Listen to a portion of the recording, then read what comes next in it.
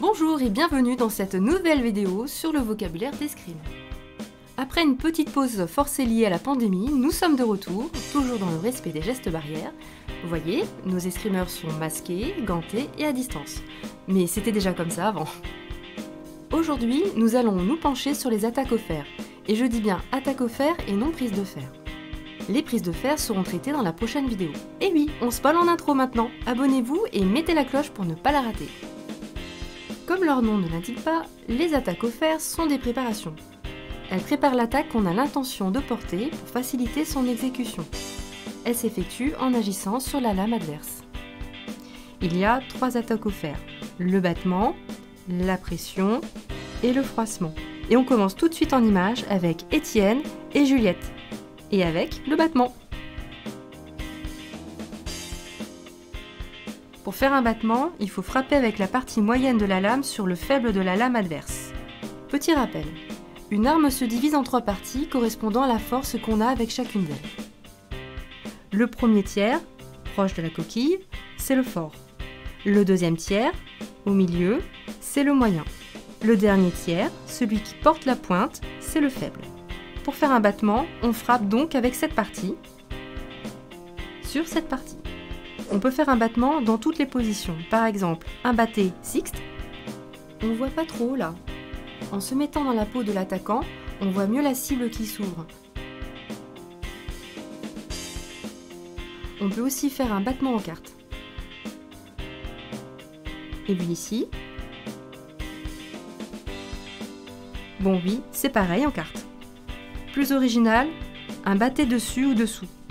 Dans un assaut entre un gaucher et un droitier, comme là, ça marche bien. Au passage, on voit bien que le battement est une préparation, puisqu'on n'allonge pas son bras dans le battement. On peut l'allonger après pour faire un coup droit ou une feinte, mais ça ne fait plus partie du battement. Le battement, c'est la préparation de l'attaque, pour faciliter l'attaque. Par exemple, en ouvrant une cible ou en provoquant une réaction. Et justement, le battement sera plus ou moins fort en fonction de l'intention qu'on a. Il sera fort pour écarter la lame adverse, voilà, et plus léger si on veut faire réagir l'adversaire.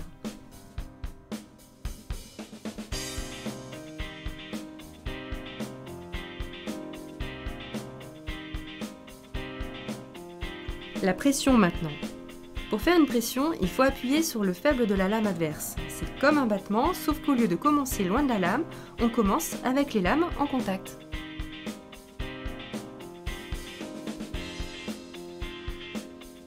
Voilà, comme ça.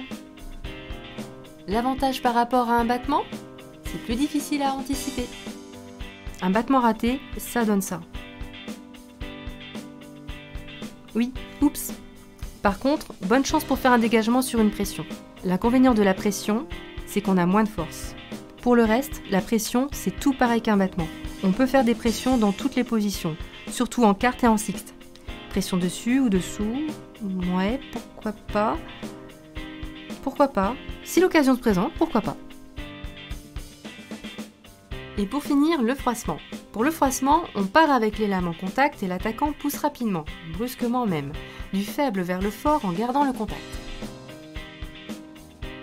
Le froissement, c'est un peu technique, ce n'est même pas au blason bleu, mais nos escrimeurs sont en train de bien nous montrer.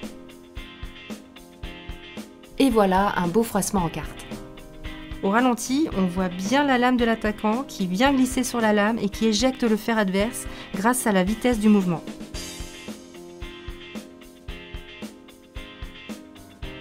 Comme précédemment, on peut faire des froissements dans toutes les lignes.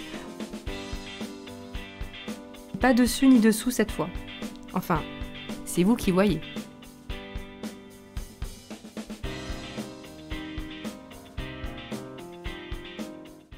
Merci d'avoir suivi cette vidéo et... Mais...